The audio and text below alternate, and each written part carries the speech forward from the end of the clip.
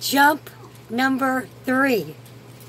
Okay, we're going to 2 Peter chapter 2, verse 1. But there are false teachers, false prophets who teach damnable heresies, even denying the Lord that brought them, and bring them upon themselves swift destruction. So little ones know our churches will be made broken to get these people, these false prophets, who have caused many hurt. Not to worry. Not God. God has a place kept for those who seek Him. You will see clearly who these are. According to 2 Peter 2:2, many will fall precarious ways, by reason of whom the way of truth shall be evil. Oh boy, that's where you say one thing is one way and the other way. They speak through covetousness, greed, and shall they with malign words make mischief out of you. Flattery words, they see your weakness, and they make a business out of your pain and suffering. Worry not. We allow these ones to show up so they can be weeded out. A weed, you have to let it grow. In order for you to know what a weed is and what a wheat is, you got to let them come up, and then you can see by literally the fruit. You know, their seed head. You can tell a dandelion when you see one. You yank it out. 2 Peter 2 verse 4, angels that sin were not spared, but were sent into hell, into chains of darkness, to reserve judgment. So you can see what's coming here. Noah saved with 7 others, so the total number was 8. He preached righteousness to those who of this ungodly world before the flood. And in the city of Sodom, Lot was vexed, meaning he was wounded in his soul, seeing and hearing, for he was a righteous man living among them day by day. And 2 Peter 2:9 goes like this: the Lord knows how to deliver the godly out of temptation, and reserve the unjust unto the day of judgment to be punished.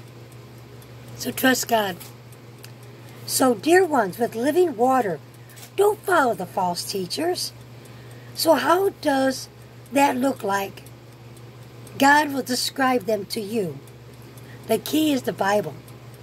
They'll make sure you'll avoid looking at it. They'll hit you hard as a child early to avoid the truth.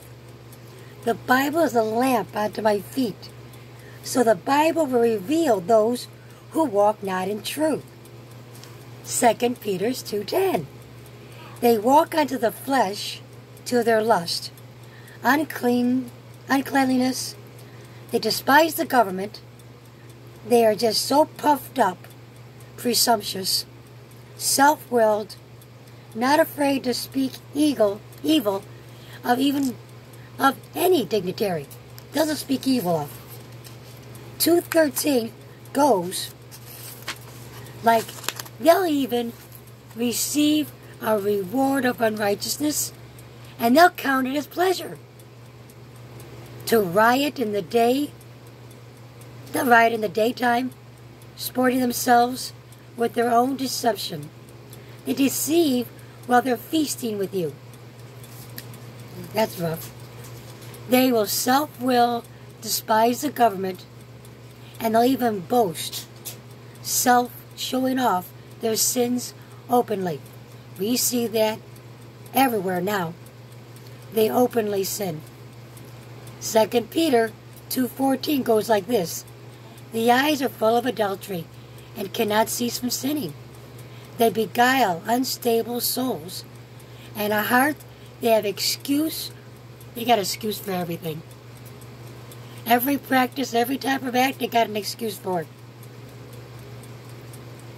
They are cursed children at their heart, and they exercise this stuff, and they cause children to forsake the right way, for they have gone astray the way of Balaam. money. And the son of Bezor, who loves the wages of unrighteousness. Bezor is the one that likes pride. So they puff up with pride and they're out for money. Yep, they fit with this generation very well. I want it all to be the song of the 1980s. If you think about the 1980s, I remember that time. Live now for all the money, power, and the youth. They once knew the simple way of truth, but they traded it away for trinkets and earthly treasures and power. And this power comes with wells without water. That it all became empty. So let's look at this well. We want a well of living water, not empty. And living water is Christ Jesus. And if you think about the 1980s, I want it all, I want it all. That was our theme song during the 80s. And they did. They had a whole lot of nothing. So we want living water that's from Christ. If not, you're not going to get entangled and get back into trouble like junk Band-Aids. If you got living water, you're not going to seek out things to fill your soul. God will refresh you. You don't want to go back to that junk. It's like vomit.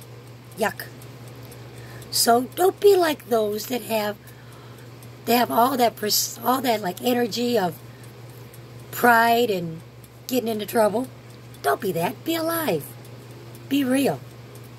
So you won't be lured back into those words of money or join in their actions of riots.